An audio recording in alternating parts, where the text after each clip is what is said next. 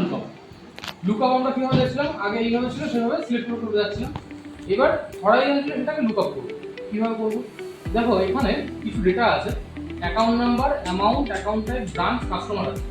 এখানে কি আছে, এই অ্যাকাউন্ট নাম্বারের পুরো লিস্ট, এটা হচ্ছে ওই অ্যাকাউন্টে কত টাকা আছে সেটার লিস্ট, ওই অ্যাকাউন্ট টাইপ কি ধরনের সেটার লিস্ট, কোন ধরনের ব্রাঞ্চ সেটা আছে সেটার লিস্ট, আর এটা হচ্ছে কাস্টমারদের টাইপের লিস্ট। এই দুটো অংশে এইখানে আমরা যে ডেটা তুলবো সেটা হচ্ছে এই লুকআপ। এখানে একটা জিনিস আমাদের শেখার ব্যাপার আছে, সেটা হচ্ছে আমরা কপি পেস্ট ফ্রিকোয়েন্টলি করব।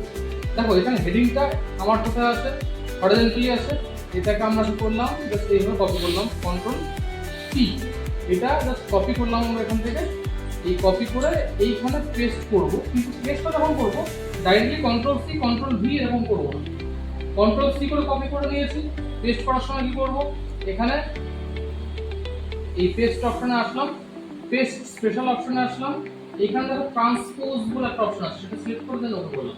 তাহলে দেখো কপি হলো কি হবে, হরিজন্টাল, হ্যাঁ ভার্টিক্যালি কপি হলো আর হরিজন্টালি পেস্ট হলো। এটাকে বলা হয় ভার্টিক্যাল, এটাকে বলা হয় হরিজন্টাল। তাহলে আমরা কপিটা করলাম কি হবে, কপিটা করলাম ভার্টিক্যালি আর পেস্ট করলাম হরিজন্টালি। ঠিক একই রকম ভাবে যদি কোনো ডেটা আমরা ধরো হরিজন্টালি কপি করছি, ভার্টিক্যালি পেস্ট করতে এই একই প্রসেস দেখে নাও আমরা কিভাবে করতে হয়। এই সেম জিনিস এটা ধরো এইভাবে কপি করছি, কন্ট্রোল সি কপি করলাম কি হবে, হরিজন্টালি ধরো পেস্ট করবো এখানে ভার্টিক্যালি, কিভাবে করবো ধরো এখানে আসলাম, ডাইরেক্ট কন্ট্রোল ভি মারবো, একই রকম অবস্থাতে পেস্ট অপশনে ডাইরেক্ট ঢুকলাম, ঢুকে পেস্ট স্পেশাল, দেন এখান থেকে ট্রান্সপোজ, দেন ওকে। বোঝা গেল? যদি আমার এইভাবে থাকে ওইভাবে কপি করে উল্টোভাবে যদি পেস্ট করতে তাহলে ট্রান্সপোজ অপশন সিলেক্ট করতে হবে। এটা বুঝতে পারবো কোনো অসুবিধা? ঠিক আছে। এরপরে নেক্সট আমাদের কি করতে হবে, এইখানে সেম জিনিস আবার সেই অ্যাকাউন্ট নাম্বারের আমরা সেই ড্রপ ডাউন লিস্টটাকে আনবো, অ্যাকাউন্ট নাম্বারের ড্রপ ডাউন লিস্টটাকে আমরা আনবো। কিভাবে আনবো, এইখান থেকে কোথায় অ্যাকাউন্ট নাম্বারটা লিস্টে নিচ্ছি, এখান থেকে এই জায়গায় কাজটা আছে, এখান থেকে ডেটাতে গেলাম, দেন এখান থেকে এইভাবে ডেটা ভ্যালিডেশন, আবার সেই ডেটা ভ্যালিডেশন, এনি ভ্যালু জায়গায় এখান থেকে লিস্ট, দেন এখানে সোর্সে একবার ক্লিক, দেন এখান থেকে আমার অ্যাকাউন্ট নাম্বার লিস্ট কোথায়, এইখান থেকে শুরু করে এইটা। বোঝা গেল? সিলেক্ট করে ডেটাকে ওকে করলাম। দেখো আমার এখানে এই ড্রপ ডাউন লিস্ট চলে এসেছে। এই অ্যাকাউন্ট নাম্বারের যে লিস্টটা সেটা আমার এই সেলটার মধ্যে ঢুকে গেছে, ড্রপ ডাউন হয়। বুঝতে পারবো না অসুবিধা? এবারে অ্যামাউন্ট, এই অ্যামাউন্টটা আমরা লুকআপ ধরে তুলবো। তাহলে প্রথমে লুকআপ ধরে যদি আমাকে সেটা তুলতে হয় তাহলে আমরা কিভাবে করব, প্রথমে দেখো এইখানে ইকুয়ালস টু এটা হচ্ছে আমার এইচ লুকআপ, এইচ লুকআপ লিখলাম, দেন শিফট টিপে ফার্স্ট ব্র্যাকেট, ভুলে গেলে কোনো সমস্যা নেই, দেখো ফর্মুলা দেখাচ্ছে লুকআপ ভ্যালু, লুকআপ ভ্যালু কোনটা, এই ঘরটা সিলেক্ট করলাম, দেন কমা, কি চেয়েছে টেবিল অ্যারে, টেবিল অ্যারে কথা মানে কি, যেখানে পুরো আমার অ্যানসারটা আছে সেইটা। হ্যাঁ এটা আমার একটা জিনিস মাথায় রাখতে হবে, টেবিল অ্যারে যখন আমরা সিলেক্ট করব হেডিংটাকে বাদ দিয়ে পুরো বাকি ডেটাটাকে সিলেক্ট করব, পুরোটাই যত ডেটা আছে, শুধু হেডিংটাকে বাদ দিয়ে। ঠিক আছে, সিলেক্ট করলাম, এই দেখো এইটুকু আমি সিলেক্ট করলাম, কত সিলেক্ট করলাম বুঝতে পেরেছো, পুরো ডেটাটাই যেটুকু হাইলাইট হচ্ছে সেটুকু এইখান থেকে শুরু করে এই পর্যন্ত হেডিংটাকে শুধু বাদ দিয়ে, মানে হেডিংটা বাদ দিয়ে পুরো ডেটা যেটা থাকবে সবটাই। কোন জায়গায় বুঝতে অসুবিধা? ঠিক তো? আচ্ছা এবার কি এসে তারপরে দেখো টেবিলের পরে কমা আছে একটা, দিলাম কমা, তারপরে কি এসে row index number, row index মানে কত নাম্বার রো, মানে আমার লুকআপ ভ্যালু যেটা থাকবে সেটা সবসময় 1 ভাববো বা 1 ভাববো, তারপর থেকে বাকিগুলোর অ্যান্সার আমার লিখতে হবে। তো আমি অ্যাকাউন্ট নাম্বারটা প্রথমে আছে, ওকে যদি আমি 1 ভাবি তাহলে অ্যামাউন্টটা কত নাম্বার হয়, 2, তাহলে আমাকে লিখতে হবে কত, এখানে 2 লিখলাম, দেন কি চেয়েছে, দেন ব্র্যাকেট ক্লোজ, দেন এন্টার, এখানে এনে আসছে কারণ আমরা ফাঁকা আছে, অ্যাকাউন্ট নাম্বারটা ড্রপ ডাউন থেকে সিলেক্ট করে দাও, ধরো এই একটা দিয়ে দিলাম, এইটা দেখো কি আছে 56000102, 56000102, অ্যামাউন্ট কি ম্যাচ করলো,